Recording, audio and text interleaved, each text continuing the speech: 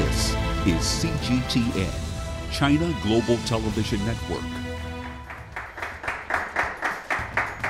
Hello everyone, welcome to this special program. Now the curtains have come down on China's annual political gathering, the two sessions. A recurrent theme dominating this year's proceedings, China-style modernization. But what exactly is Chinese-style modernization, and what does it mean for a divided and unequal world? I'm Beatrice Marshall. Welcome to this special edition of Talk Africa.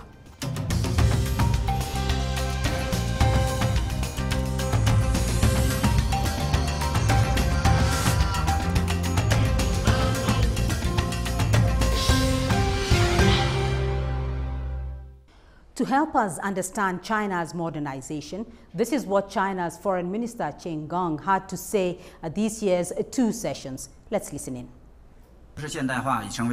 Chinese modernization has become a popular phrase in the world. Achieving modernization for a country of more than 1.4 billion people will be an unprecedented feat in human history, one of profound global significance in itself.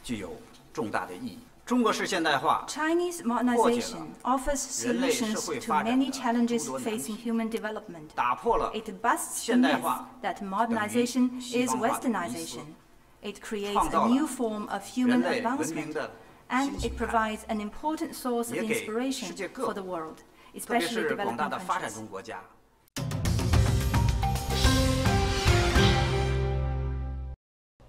Well, to unpack this concept of modernization, I'm joined in studio by Ambassador Erastus Mwencha, former Deputy Chairperson of the African Union Commission. Also joining me here in Nairobi, Ambassador Boaz Mbaya, former Kenyan Ambassador to the African Union. Joining me via Zoom from Pretoria, Kofi Kwaku, Africa Analyst and Senior Research Fellow at the Center for Africa-China Studies at the University of Johannesburg in South Africa. From London, Hannah Ryder, CEO, Development Reimagined, and joining us from Beijing, Aina Tangen, Senior Fellow at the Tai Hoi Institute and Current Affairs Commentator. A very warm welcome to you, members of my panel. Also here with us, members of the audience, thank you very much for being a part of our discussion today. We will be taking some questions for members of our panel during the program.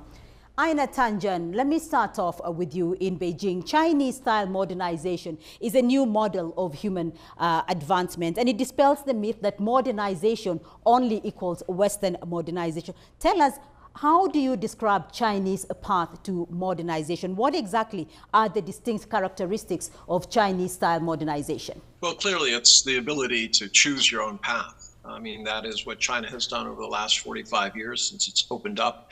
It has had an alternative model that has been very successful, eradicating extreme poverty, creating the second largest economy in the world. What's at the base of it now, as China starts to kind of look back and see what works, are three pillars: global security initiative, global development initiative, and now the global cultural initiative.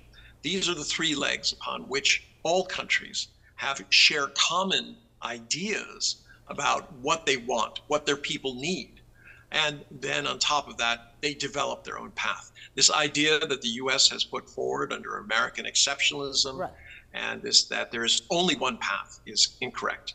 Hannah, if you can hear me, Hannah, because the West went through centuries to achieve modernization. What makes Chinese modernization different from Western modernization?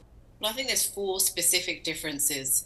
The first and very obvious one is the lack of reliance on slavery and empire in order to develop. And that is a major obvious difference, the reliance on own people and also existing interactions, equal interactions with the rest of the world.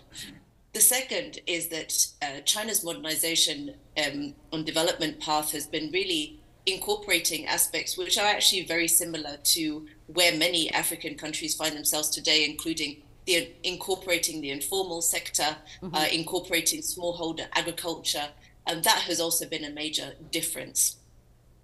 The third area is the difference has been China's been able to use the benefits of industrial development that has already, the industrial revolution that was already there, but tailoring it to its own activities. So, for example, using things like special economic zones, the open innovation policies, and also, of course, very fast infrastructure expansion. And last but not least, of course, Chinese modernization has been very rapid in comparison to other countries and previous modernization. So, Kofi, let me get your view here, because we know that one of the strong factors of Chinese modernization is the fact of eradicating absolute poverty for the Chinese population. So what factors have enabled China to rise to its present level of modernization? The first one is the quality of the leadership that drives that sort of modernization that starts right at the root of everything in the minds of the Chinese, to really deal and address the nature of the well-being of their people. And after that, the second one is the sense of unity with, if you want, a sort of disciplined, purposefully deliberate ability to drive it, but with the benefit that it will really help a much greater number of people, and that sense of massive ability to make it happen. And then the third one is the tools that they've used very well enough to make that happen. And one of the characteristics of the success, I would say, the modernization style, the Chinese style modernization, is really the exponential, if you want, the massive, execution or speed.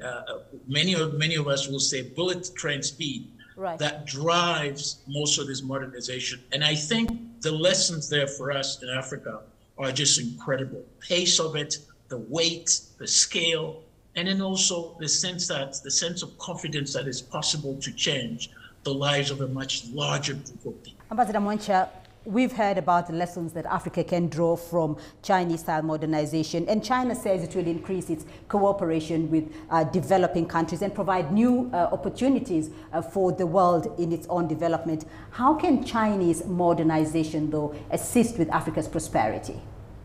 Thank you, Beatrice, for having us on the show. Going back to the statement by the first speaker, Tanje, the Chinese model has a number of tools that Africa could take into account, not necessarily craft and use them as they are, but also adapt them. And in fact, a number of them have very good commonality with Africa. One of the tenets of Chinese-style modernization is not leaving anybody behind. And of course, the second aspect of it is, of course, the country is the people, and the people is the country. These are virtues that Africa itself has very much embraced, and Ubuntu, because as Africa, we always believe that you are well off when I'm also well off, and that a society cannot live side by side by extreme poverty. And China has been able to lift over 800 million people out of poverty in the last 40 years, which is a miracle. In fact, no modern economy has done that in recent times, not even any time. Now, coming to Africa, and what has China to offer to the African context? China, for instance, has been instrumental in putting together the Belt and Road Initiative, through which a number of countries, as a matter of fact, now there are over 140 countries that are members of the Belt and Road Initiative. And if you look at the spirit of that Belt and Road Initiative, there are a number of tools in it. One is massive investment in infrastructure. Second is looking at the area of social sector, education, health, and the rest, which Africa also needs very badly. And the third is liberalizing, opening up to international trade so that Africa can access the 1.4 billion market in China, just like Africa is importing from China. So those are some of the things that Africa can take into account. If you look at the aspect, for instance, on infrastructure, today, since we are in Nairobi, I can talk about that. if you look at, for instance, the SGR, it has transformed Mombasa, Nairobi quite a lot in terms of time it takes, efficiency it takes, and even contributing to reducing the carbon print. All right. On the, I want to find out from you, though, Ambassador Mbaya. I mean, when we talk about all these investments and what China has done on the continent and what China has done on the domestic scene, can the Chinese development model, though, be replicated in Africa? Well, thank you. Thank you very much for inviting me. But I think we need to start from where China started. They started from probably way below where Africa stands today. And what have they done? There is a commitment to what they're doing. OAPEX is very unique in terms of how they applied themselves to the work. But there is something else. They are growing up as a nation. What we haven't done, and we are not likely to do in Africa today, we are not yet even thinking about national aspirations amongst the African countries themselves. We have to come together in order to pull the weight of the development efforts together. If we don't, it will be a lost cause. I think I want to try and add that we also need to instill meritocracy. We need to instill pragmatism, and we need to instill honesty in all our activities for us to make headway. Otherwise, it will be very, very difficult to get along. Right, I'm going to take some questions from the floor. Let me start off with you. Yeah, thank you very much. So I'm done. Looking at the China modernization, maybe I may want to know, how has China managed to adapt to the modern needs? Yes. All right, I'll take that to Aina Tangent. How has China managed to adapt to the modern needs of its people or of its country? All right, there's a number of parts to this. First off, when China started, I agree with the ambassador, it had less than many African countries. And what they did is they did build own turnover projects. They could not afford the infrastructure that they needed to develop. So they offered deals to foreign companies that they would come in, put in the necessary infrastructure, earn money, and then at the end of a certain period, they would turn it back over to the local or national government. This allowed them to build roads, power stations, transmission lines, everything that they needed in order to start making these economic development zones where they could apply their labor dividend. They had tremendous numbers of people. They were earning very, very little money. Any opportunity to earn money was good, and they flocked to these economic development zones. Later on, China took this model and started making cities. Instead of just having rural areas, they created engine blocks out of cities and created this ability to attract outside investment, outside manufacturing, and that came in. But in all situations, every solution just creates new problems. And this is the difficulty. China's success has been very, very difficult for the West to stomach. They see anything that does not conform to their idea of how nations should develop as wrong. Right, so let me take another question at the front here. Yeah, there's been mention of Africa implementing the tenets of China modernization. So my question is, what changes will be made to the African culture? Will it be policy-driven or will it be social-driven by the society?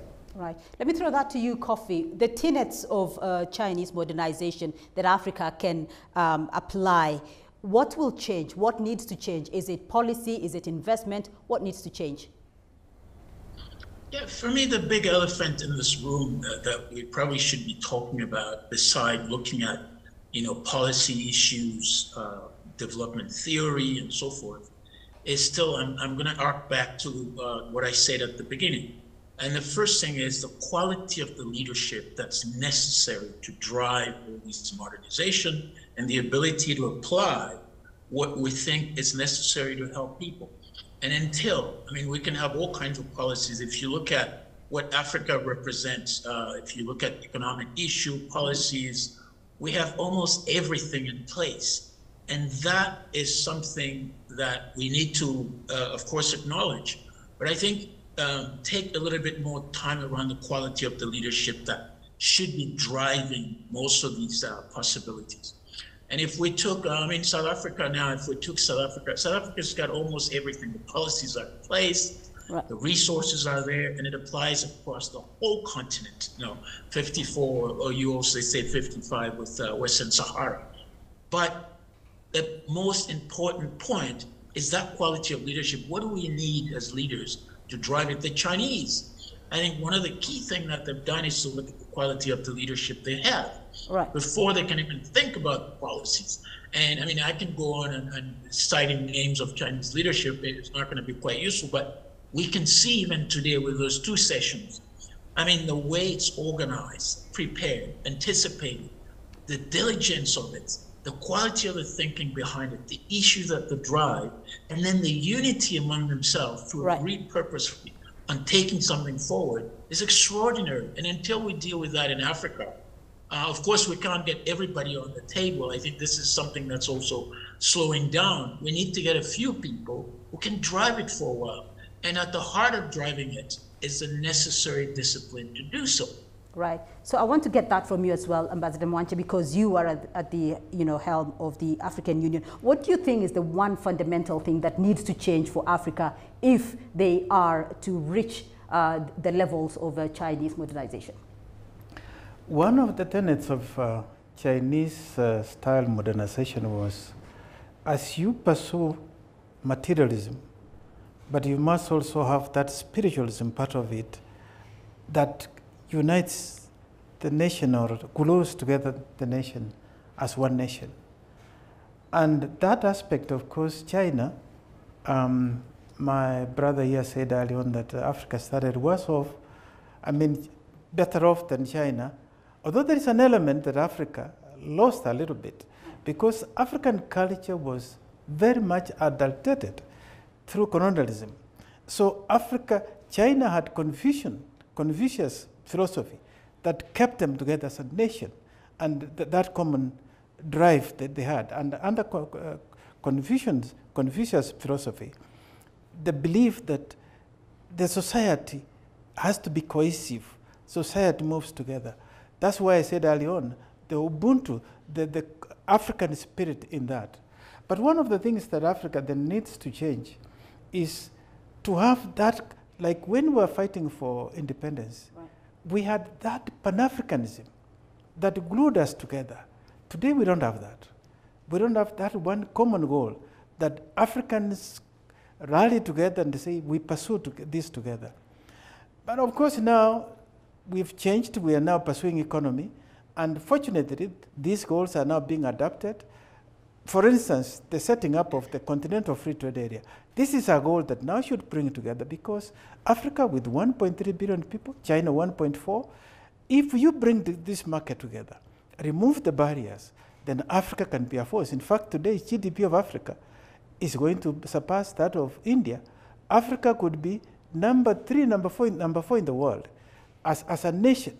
Right. That is if we are as a nation, but divided, we fall apart. Right. So, Hannah, I want to get this from you because I want to know how Chinese modernization will work on the domestic and the global level as well, because one of the issues of Chinese modernization is about bridging the gap. Countries that have been left behind by Western modernization will now benefit from Chinese modernization. How will Chinese modernization work on the domestic level, on the global level? It's a good question, and I think coming back also to what the ambassador was just saying, this is no easy task. China is one country, we are 55 in the African Union, but the African Union is playing a stronger role. We are becoming more united, I think, in terms of our goals towards the 2063 African Agenda, with the AFCFTA as a massive kind of win on that agenda. So definitely we are pursuing, but it's not going to be an easy one. And just to give you a very simple statistic, I'm an economist, so I love numbers, but a very simple statistic to just get your minds on this. African continent is almost 4 times larger than China. So if we're talking about the African continent, for example, being the largest manufacturing hub in the world, or the African continent becoming, as Ambassador Mwencha was saying, the 3rd largest economy in the world, this is a massive task, and it involves dealing with infrastructure. And that's where not only China's Belt and Road Initiative, a whole range of initiatives from China can be very important. So that financing under the Belt and Road Initiative, which I was very happy to see that there is a continuation of Belt and Road Initiative being promoted again, kind of post-COVID. Belt and Road Initiative is back, it's there. This is the kind of initiative, as well as GDI and GSI, which Aina was talking about earlier on. These initiatives are very important for African countries and others to take advantage and use the opportunity provided by Chinese modernization, Chinese ability to now interact with the world. I would also say the second very most important one, again, coming back to the economics, is the Chinese market itself. And again, I think one of the ambassadors was mentioning this, the Chinese market itself, 1.4 billion people, 600 million plus middle-class consumers, provide a great opportunity as well for African producers, but also diversify their markets, diversify how they are producing, and also create new value addition products and become that manufacturing hub. So let's use that opportunity as well. Aina Tangen, Chinese modernization, bridging the gap between the global north and the global south. What are the implications, though, of Chinese modernization for global development? Well, obviously, we're seeing it playing out in terms of the U.S. Not liking it, Europe being suspicious of it. Basically, you have the developed world, and then you have the global south and east. So if you want to look at it in simplistic terms, you have the west and north, basically the old powers, colonial powers, trying to operate on this idea that they should be somehow preeminent and that everyone should be subservient to them. China represents a new paradigm. But, somebody said about, what is the elephant in the room? Corruption. Corruption is the elephant in the room. Quite frankly, until you can unite your people around beliefs, you cannot stamp out corruption. This idea that you can beat it out of the system is nonsense. Until people believe that they have a united purpose, all right? And that is really what China's success has been due to. This was alluded to by others. Until you have this sense of community, of purpose, that there is a greater goal than the individual needs, you cannot go forward. You can't get the leadership that has been alluded to. You cannot get the planning. You cannot get everything that is necessary to do that. As said before, China is, started out, beneath Africa. Africa has 1.3 billion people. You say you want to look to the Chinese market? Yes, you should. But you should be developing your own market, figuring out your own plan to develop your middle class. Do not be subservient to the ghosts of of colonialism. You are a nation with tremendous lands, tremendous resources. It is time that you wake up and use them. China is a model. It's not something you can replicate. Right. It's something that you can say, look, I'm interested in it. We will learn from it. We will use what is useful to us. But keep in mind, it is your destiny. And that is the basis of Chinese modernization. Not that you follow China, but that you learn to follow your own path. All right, and we are going to be talking about modernization for peace in our next segment of this program. For now, we are going to take a short break, and when we come back, we'll take a closer look at China's modernization and what it means for the world and for world peace. To stay with us.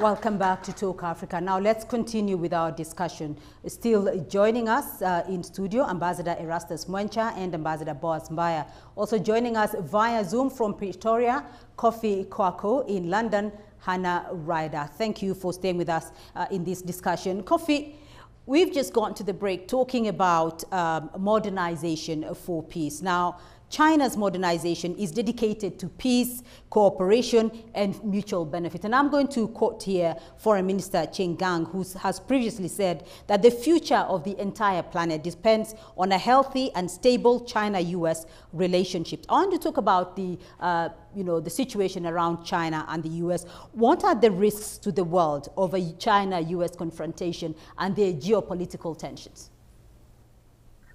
There are many risks. There are enormous risks because both countries are quite powerful. And I think the tension between those two countries are already showing signs of divisions among the people of the world. You hear the language is very characteristics of that kind of division. The global north and the global south, or the BRICS. And language is very important because it helps to see what the world looks like. And one of the things that the language is helping us to see now is the division that's taking place between the United States and China. Now, those tensions are very real. And because of the nature of the power of these two countries, they hold some of the most powerful weapons in the world, especially nuclear weapons, that could destroy a large number of people on the earth and destroy almost the whole globe. So that's really concerning. As far as Africa is concerned, Africa is looking at having some kind of peace, and Africa will really be on the side of peace. If China is bringing in peace to help the world be stable, have a development agenda that's helpful for millions of people, Africans will buy into this. And if we've seen very recently with an incredible bold initiative that China has managed to pull out between Saudi Arabia and Iran, this is really a very good start. And I must say, this is just perhaps one of the tip of the iceberg. China has been in the background doing a great deal of peacemaking, brokeraging peace. And you can see that with the top two initiatives or three that China has come up with, the Global Development Initiative and the Global Security Initiative that also integrated with the idea that there won't be any development or proper and effective development if we don't have peace or we don't have security. And for Africa, I think it's a great deal of something very important for us, and we need to cherish that. Hannah, I want to get your view here of the global implications. And are we likely to see a relapse to the old, East-West Cold War divide? I mean, it's certainly possible, but I would go back to that saying that we have when you've got two elephants fighting, the grass is always trampled. The problem is actually when we come to the African continent is that our grass isn't even strong enough.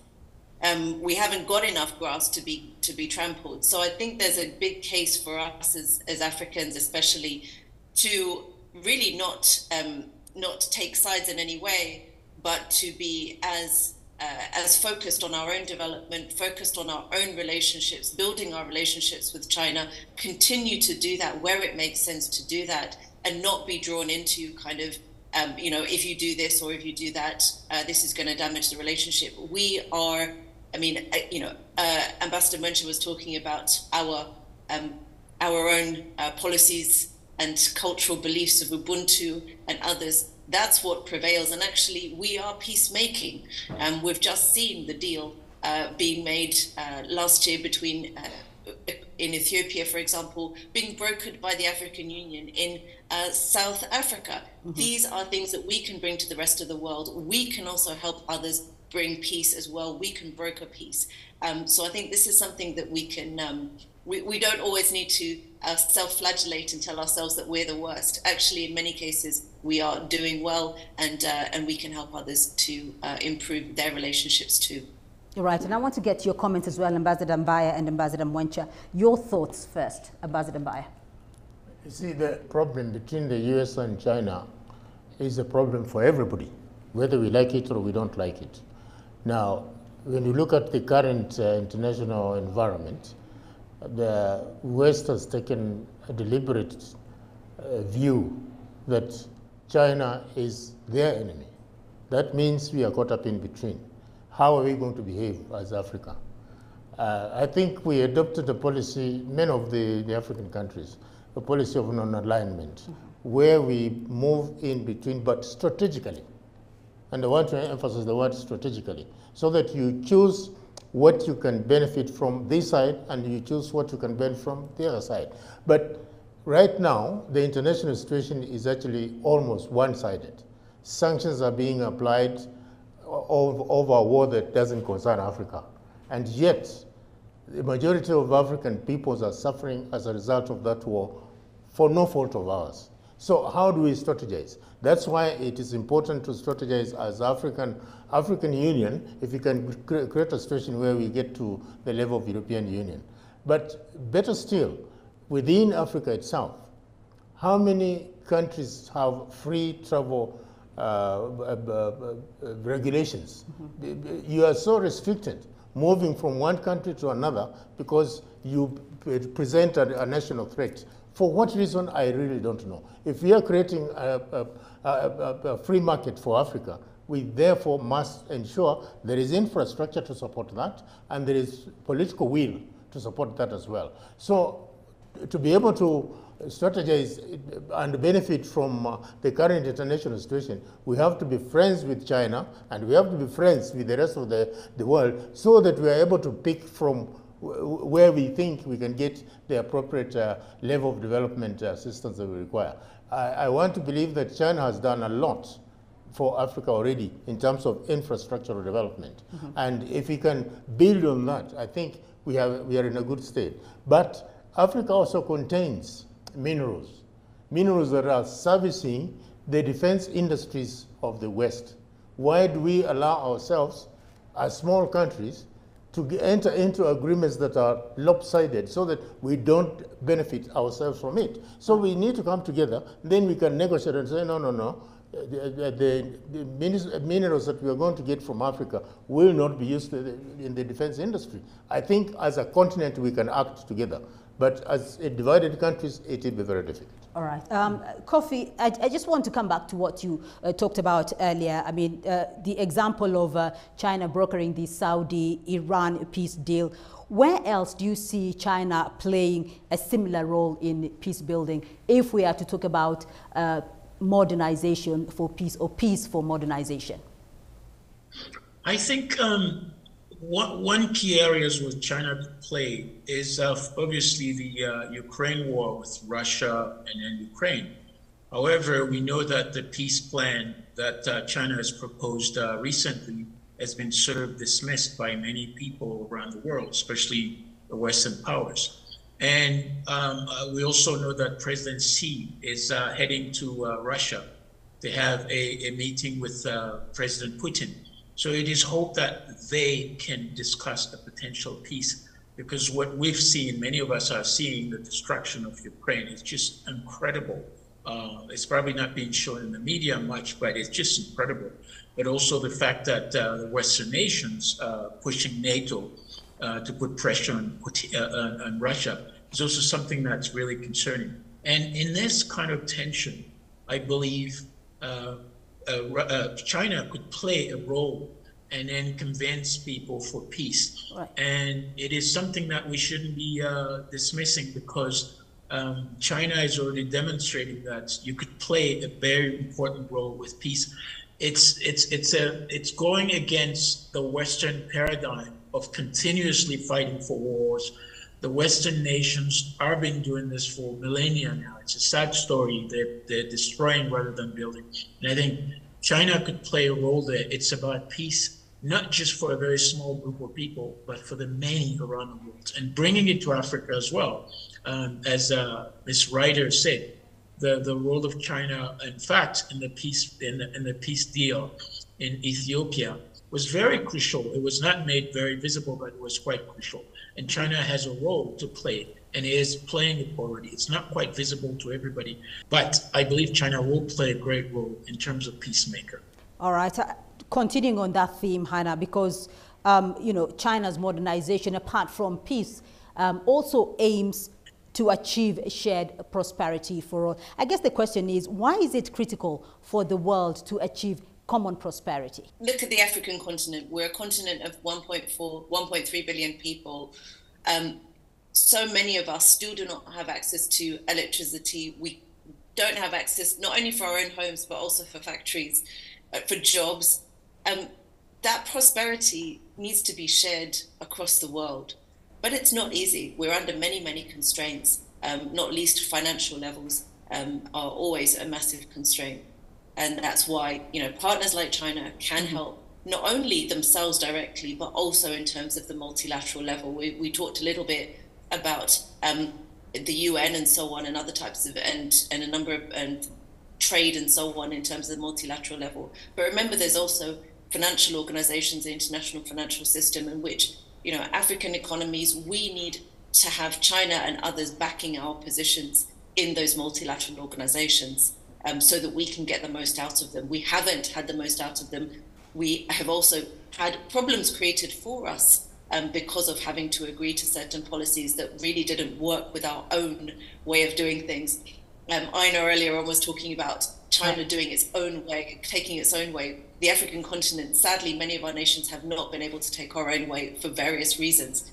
So we have an opportunity as well to work with China, to work with others, to really try to get them to back us up so that we can take our own positions and our own pathway forward for that shared prosperity. All right, let me take a few more questions from the floor. Thank you for the opportunity. My name is Aguata. My question regarding peace and divide matter, knowing that there will be stiff competition from other developed countries, and due to having differences socially, what are the strategies put forward to cater for that?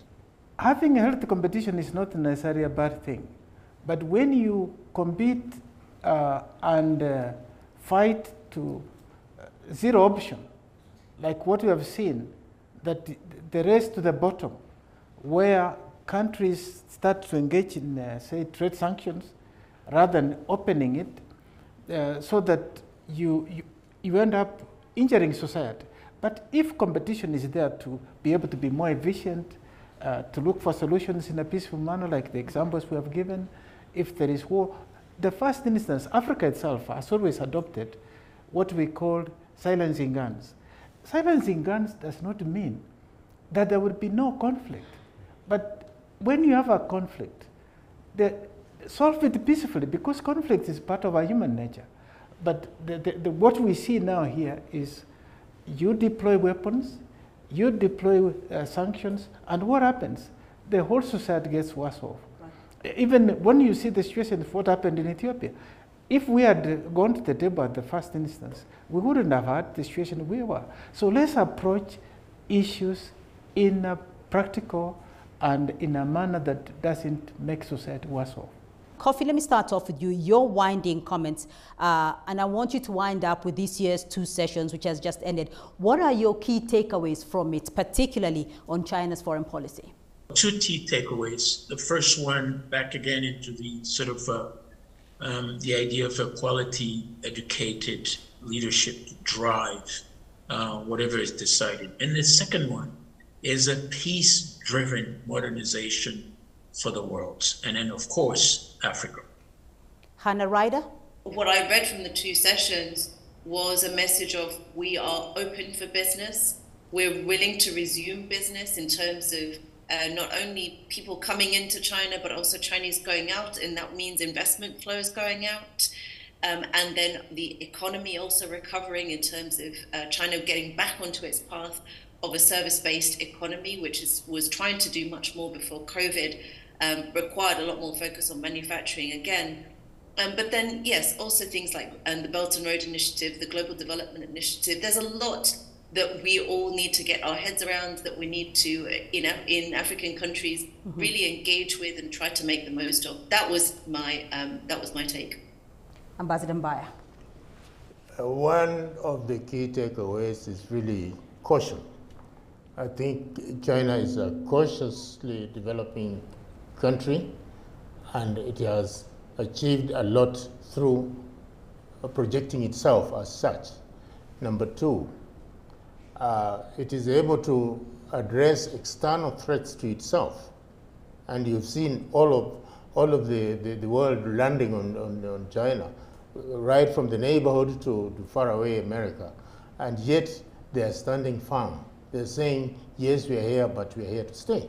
So there must be a resolve. And I think the resolve that the Chinese people have is something that needs to be admired. And finally for me, is the fact that China is showing an example of how a country can develop, chart a path for its own development without being threatened by anybody else. And that is something that I think we need to take away from. All right, Ambassador Mwencha. Africa needs to adapt and pursue its own development goals, not looking east, west, north, but looking at the issues that face the continent. But also, at the same time, the world can only be better off if we all work together. All right. Thank you all very much for being a part of this discussion. Thank you all, members of the audience. But that's all we have time for on this special edition of Talk Africa. A big thank you to our panel of experts. Joining me here in Nairobi, Ambassador Erastus Mwencha, former Deputy Chairperson of the African Union Commission, Ambassador Boaz Mbaya, International Relations Expert and a former Kenyan Ambassador to the African Union. Also joining me via Zoom from Pretoria, Kofi Kwako, Africa Analyst and Senior Research Fellow at the Center for Africa-China Studies at the University of Johannesburg. In London, Hannah Ryder, Development Reimagined, and also joining us from Beijing, Aina Tanjan, Senior Fellow at the Tai Ho Institute and Current Affairs Commentator. Thank you all for being a part of this conversation. But remember, you can also be a part of this conversation through our social media platforms on Facebook and Twitter. And you can also watch this and other episodes of Talk Africa on our YouTube playlist. To join us again next week for more Talk Africa. From me, Beatrice Marshall, and the team here in Nairobi. Until next time, bye-bye and thank you.